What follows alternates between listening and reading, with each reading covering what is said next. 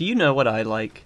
Reworks. It's always exciting to hear that a champion that has a great concept is being updated to fit the game's current standards, being made less clunky, more interesting to play, as well as adding more than 5 polygons to their models. Of course, it's not all good. Some people have been less than pleased about their favourite character's update, and some have straight up failed, but that's for another time. The fact of the matter is, reworks and visual updates as a whole improve the game.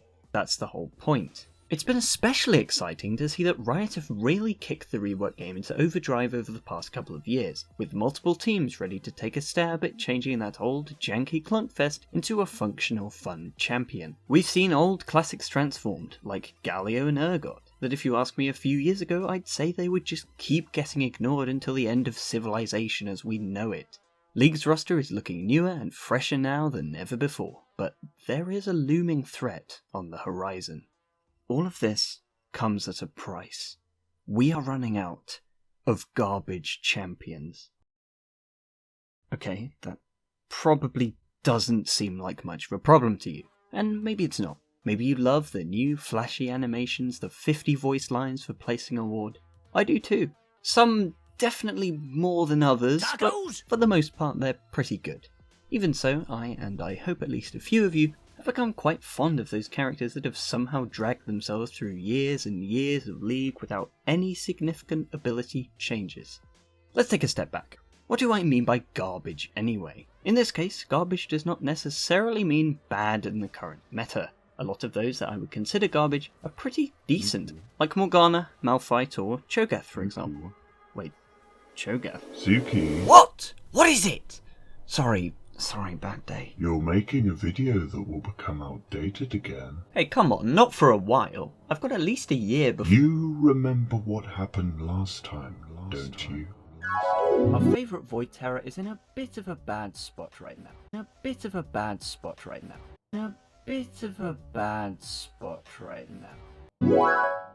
You mean when I spent days creating my longest video ever about how bad Cho'Gath was and has been for the past few years, then a month later he was buffed into an overpowered state?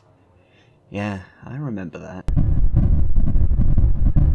I'm also not talking about the champions that are simply underplayed, and everyone is secretly respectful of the 12 people in the world that play them. By garbage, I'm referring to the old champions that feel old. You know, they're ugly, have fairly simple kits, and are probably looking at a rework somewhere along the line. Over the years, pretty much every single champion I've liked has been reworked in some way. Guess that's what I get for not liking flashy assassins, huh? But the reason why these champions are so interesting to me personally is because... Hang on a sec. They're like a look into the past, where League was a completely different game. And that's why it makes me kind of sad to see these champions go. In short, they're memories of a simpler time when counterplay was but a myth in the magical kingdom of point-and-click stuns. Okay, that's quite enough of that.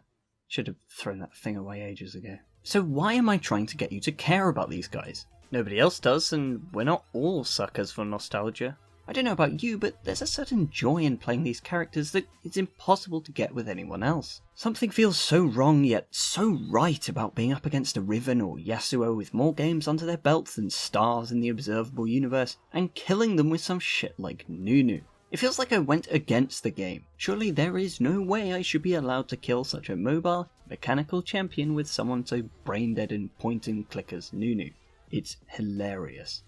For me. Probably not them. But that's the problem, isn't it? These older characters can be good and decently fun to play, at the very least in a sort of ironic way, but more often than not, most people would agree that they cannot remain in the game in their current state. This is, of course, an issue of counterplay. Oh, you knew we'd reach this part sooner or later. It's not fun for anyone when you're getting outskilled by a Nunu or Malphite. It doesn't really feel like you could have done anything. Unless we're talking about the future where every champion has a way of going untargetable, you can't really just dodge the snowball, or just dodge the rock wheel, the same way you would do for a Nidalee spear, or a LeBlanc chain. Just kidding. Same thing goes for a lot of champions that have been reworked over the years. They have some ridiculously strong abilities with not a lot of ways to play against them. If you were around back then, I'm sure you will remember being one hit by a Poppy, that is, literally immune to everything, Fiora's bullshit ultimate, or Blitzcrank doing nothing all game then landing one important hook. Wait, they didn't change that yet? Ah, shit. And so we come to what I believe is the crux of the issue. Garbage champions have some strong abilities with low counterplay, meaning they can be effective against mobile carries while requiring minimal skill. But that's not actually a bad thing. Let's think about it from the perspective of a new player. Being new to League or MOBAs in general is very daunting. I'm sure you knew that already. And that's not even mentioning the fact that half of new accounts are smurfs anyway. You have to learn quite a lot just to be able to play these games at a basic level. Newer summoners should have options picking against flashy mobile champions without learning one themselves. They only recently picked up the game. There's no way they're going to master animation cancelling, flash condemns, or Lee Sin in general. If they don't have easy, strong picks to help them out, then they are shit out of luck if any smurf picks Zed or Yasuo. It's frustrating losing to carries if you're not very experienced. There's nothing you can do. Now this all might sound very appealing, especially to those of us that don't have amazing mechanics. However, frustration can go both ways. What happens if you are that Zed or Yasuo, and you get shut down by some brain-dead champion piloted by someone with about 2 hours playtime?